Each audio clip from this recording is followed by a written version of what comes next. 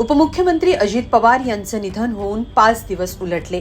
अजित पवारांच्या अपघाती मृत्यूनंतर राज्यातलं आणि खास करून बारामतीतलं राजकारण मात्र ढवळून निघालंय. एकीकडे सुनेत्रा पवार यांनी शपथ घेत उपमुख्यमंत्रीपद स्वीकारलं, तर दुसरीकडे शरद पवार यांनी मैदानात उतरत बारामतीची धुरा आपल्याकडे असल्याचा संदेश दिला. आता पवार बारामतीतून मुंबईला रवाना झालेत, पण मुंबईला निघण्यापूर्वी पवारांनी पत्नी प्रतिभा पवार यांच्यासोबत विद्या प्रतिष्ठानला भेट दिली. हे तेच ठिकाण आहे जिथं अजित पवार यांच्या पार्थिवावर अंत्यसंस्कार करण्यात आले. इथं गेल्यावर पुतण्या अजित पवारांच्या आठवणीनं शरद पवार भावूक झाल्याचं दिसून आलं.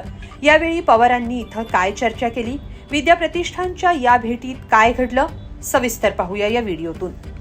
28 जानेवारी रोजी अजित पवारांचा बारामतीत अपघाती मृत्यू झाला. विद्या प्रतिष्ठानच्या प्रांगणात अजित पवारांच्या पार्थिवावर शासकीय इतमामात अंत्यसंस्कार केले गेले. त्यानंतर राजकीय घडामोडींना मात्र वेग आला. राष्ट्रवादी काँग्रेस अजित पवार पक्षाच्या गटनेतेपदी सुनेत्रा पवारांची निवड झाली आणि त्यांनी तात्काळ मुंबईत येऊन उपमुख्यमंत्री पदाची शपथ घेतली. पण इकडे बारामतीत शरद पवार यांनी याबाबत आपल्याला काहीच कल्पना नसल्याचं जाहीर केलं आणि एकच खळबळ उडाली. आता सुनेत्रा पवार मुंबईहून बारामतीला परतणार आहेत, तर त्याआधी शरद पवार मात्र बारामतीहून मुंबईला रवाना झालेत. रविवारी सकाळी बारामती सोडून मुंबईला जाण्यापूर्वी शरद पवार यांनी पत्नी प्रतिभा पवारांसोबत विद्या प्रतिष्ठानला भेट दिली. याच मैदानावर अजित पवारांच्या पार्थिवावर अंत्यसंस्कार केले गेले. तिथं पोहोचल्यावर पवारांनी अंत्यस्थळाकडे नजर टाकली आणि दोघेही यावेळी भावूक झाले असल्याचं पाहायला मिळालं. यावेळी त्यांनी विद्या प्रतिष्ठानचे विश्वस्त किरण गुजर यांच्याशी चर्चा केली. बारामती आणि अजित पवारांचं खास नातं लक्षात घेत विद्या प्रतिष्ठानच्या या मैदानावर अजित पवारांचं स्मारक उभारण्याबाबत पवारांनी किरण गुजर यांच्याशी चर्चा केली. याबाबत किरण गुजर यांनी काय माहिती दिली आहे पाहूया. दादा साहेब या ठिकाणी आले, त्यांनी पाहणी केली, तुमच्याशी चर्चा केली, नेमकी कशा संदर्भात चर्चा झाली? आपल्याला माहिती आहे की अस्थि विसर्जनानंतर आता दशक्रिया विधीचा साधारणपणे वेळ येणार आहे आणि मग त्याच्या तदनंतर आपल्याला अजितदादांचं उच्च स्मारक या परिसरामध्ये करायचं आहे.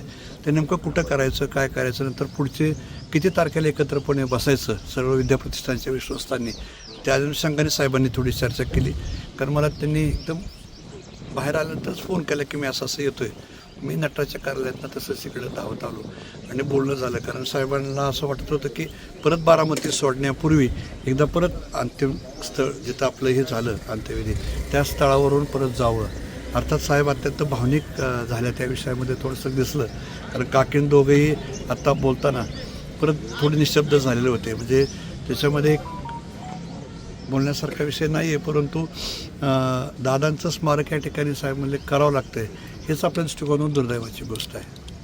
काल चर्चा झाली पवार कुटुंबाची, यांची एक बैठक पार पडली, पवार बी त्या ठिकाणी होते, तुम्ही बी होतात, नेमकी काय चर्चा झाली त्या ठिकाणी? नाही, सांगितलं ना की दादांची अंतिम इच्छा जी आहे ते सर्व पवार कुटुंबियांनी एकत्र येऊनपणे पूर्ण करायची आहे. आणि त्याच्यावर पार्थ पवारांनी सकारात्मक सांगितलं की हो मी पण त्या गोष्टीला बांधलेलं आहे म्हणून. दादा कशाच प्रकारचं स्मारक असेल काय? नाही, अजून काय प्राथमिक हे नाही, परंतु कसं आहे की आपल्याला माहिती आहे की बारामती परिसराचा दादांनी जो विकास केला याच्यामध्ये प्रत्येक वेळा दादांचं काय होतं विजन की एक नाविन्यपूर्ण कुठली वास्तू उभा करायची. आपण बघितलं की एक वास्तू दुसऱ्या वास्तूसारखी नाही आणि अनेक आर्किटेक्टने याच्यामध्ये काम केलं.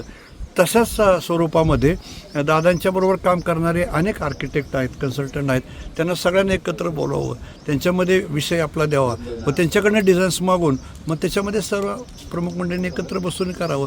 परंतु बारामतीमध्ये जे काही वास्तू उभा राहिल्यात त्याच्यापेक्षाही हे सरस या ठिकाणी झालं पाहिजे या मताचा व्यक्तिगत मी आहे.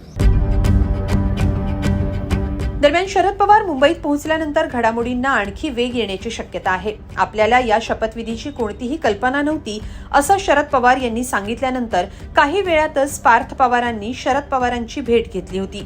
यावेळी कुटुंबातले इतर सदस्यही इथं उपस्थित होते. आता सुप्रिया सुळे दिल्लीला रवाना झाल्यात, तर शरद पवार मुंबईला रवाना झालेत. यानंतर मुंबईत पवारांच्या भेटीगाठी झाल्यानंतर राष्ट्रवादीत कोणती चक्र फिरणार याकडे सगळ्यांचं लक्ष लागलंय. खास करून दोन्ही राष्ट्रवादींच्या विलिनीकरणाबाबत काय निर्णय होतोय याकडेही सगळ्यांचं लक्ष लागलंय. याबाबत तुम्हाला काय वाटतं कमेंटमध्ये नक्की लिहा आणि लोकमत.com ला सबस्क्राईब करा. धन्यवाद.